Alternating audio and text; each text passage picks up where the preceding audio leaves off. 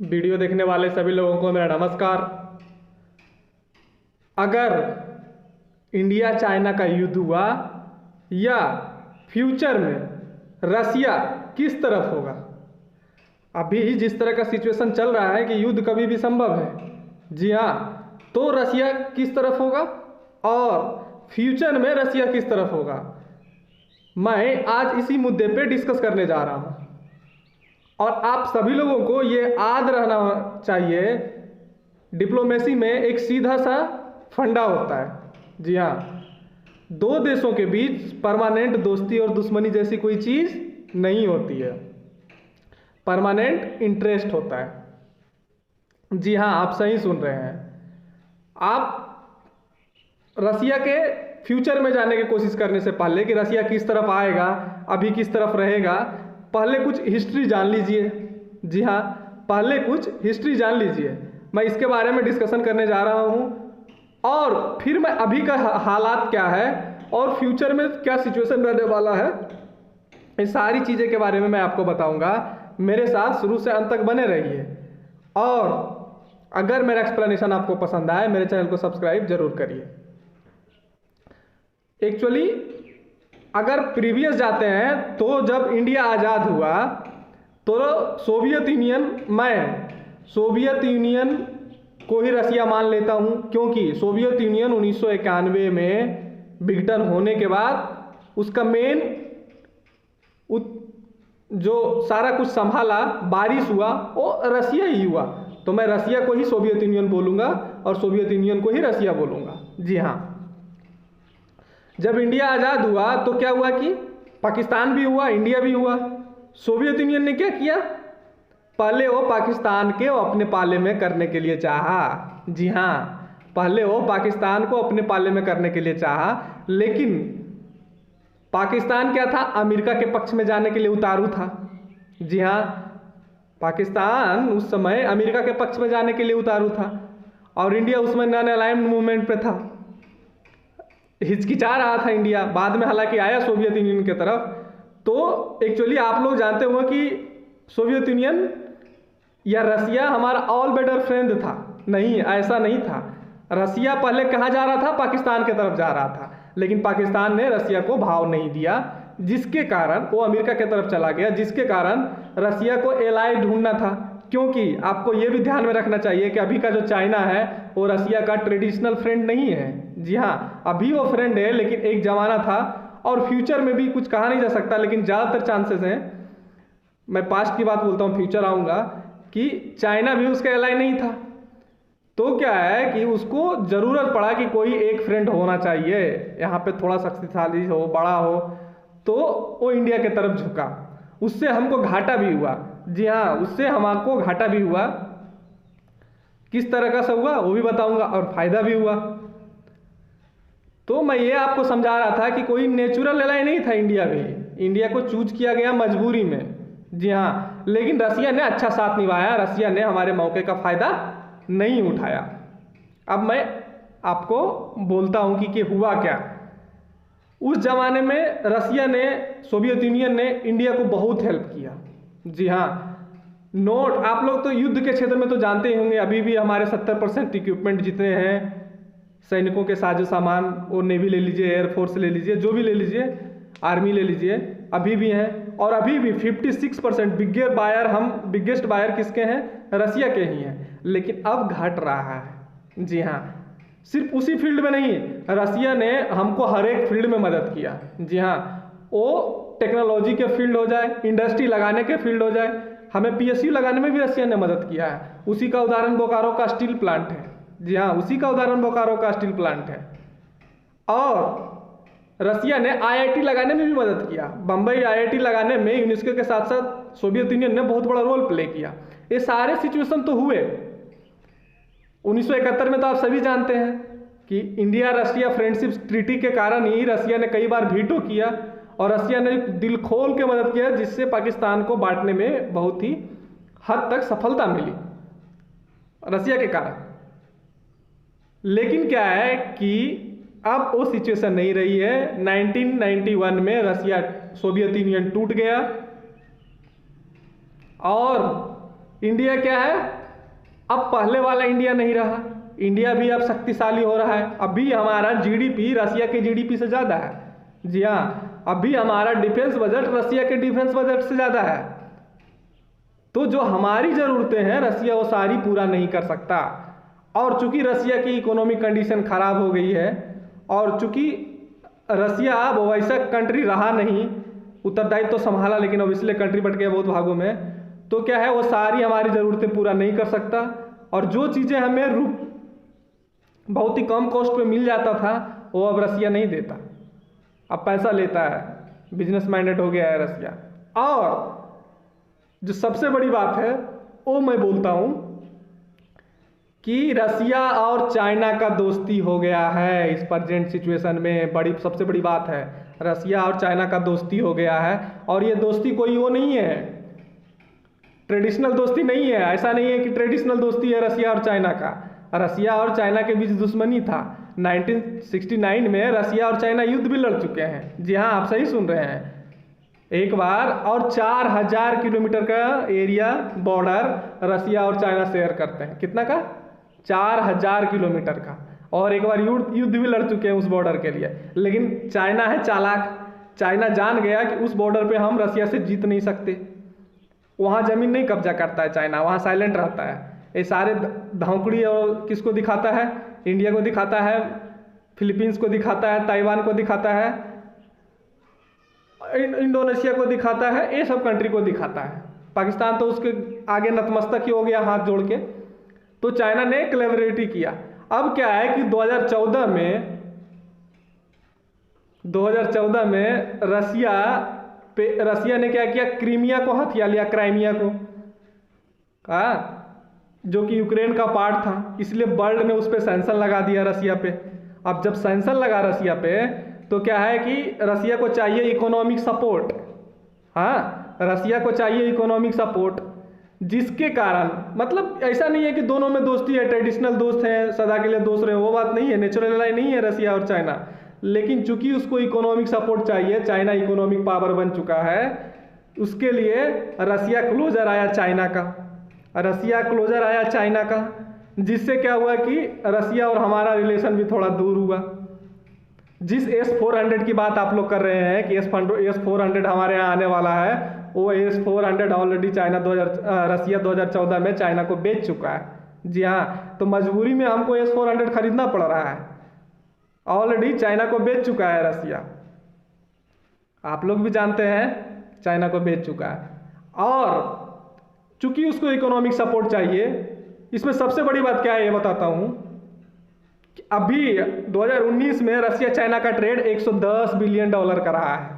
$110 billion का रहा है, जिसमें रसिया का सरप्लस है, ट्रेड सरप्लस है चाइना के साथ। $110 बिलियन आप इसी महीने में कंपैरिजन कर सकते हैं कि रसिया और इंडिया का ट्रेड अभी $10 बिलियन है। और 2025 तक हमने क्या लगाया है, हमने ये लक्ष्य रखा है कि $30 बिलियन तक जाएंगे। और रसिया और चाइना ने 2024 तक लक्ष्य रखा है कि वो 2024 तक वो $200 बिलियन जाएंगे। कितना ह्यूज अंतर है। हाँ, तो दोनों का अब व्यापारिक रिश्ते भी हैं। और चाइना रसिया से अब इक्विपमेंट भी खरीदता है। जी हाँ, S-400 तो उदाहरण दिया, और चाइना ने जो फाइटर प्लेन बनाया है उसमें जो इंजन लगता है वो रसिया देता है। और चाइना राइफल भी खरीदा है रसिया से। बहुत सारी चीज़ें हुई है।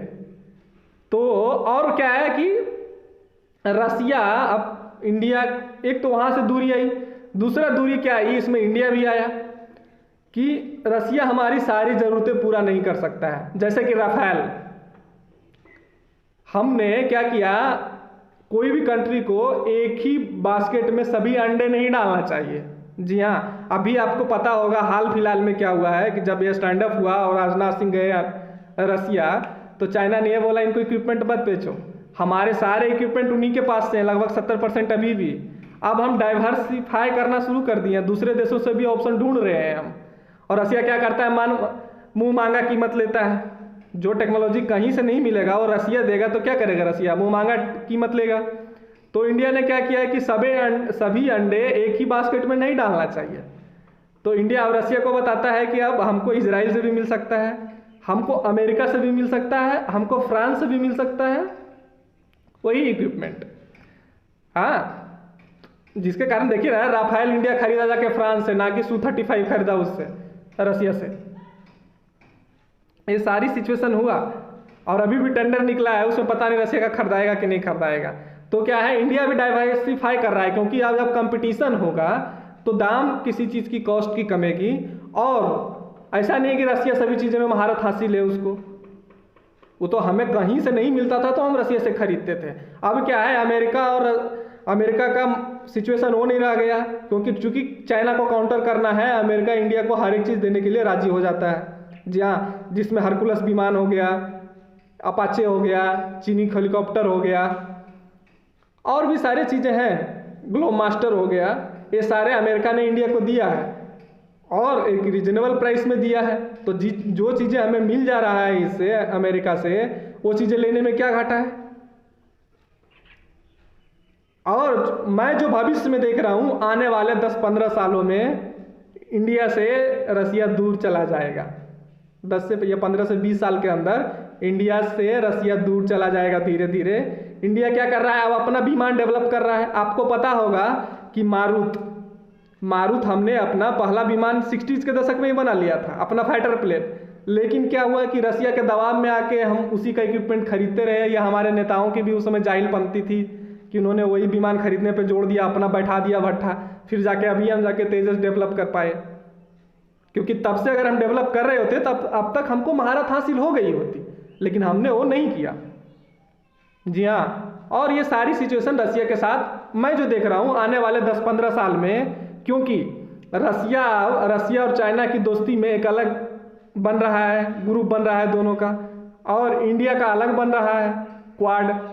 ऐसा नहीं है कि इंडिया अमेरिका की तरफ जा रहा है, वो बात नहीं है। चाइना से चूंकि हमारी दुश्मनी है, अभी तो आपको बोलने के क्या है, कितनी दुश्मनी आपको पता है।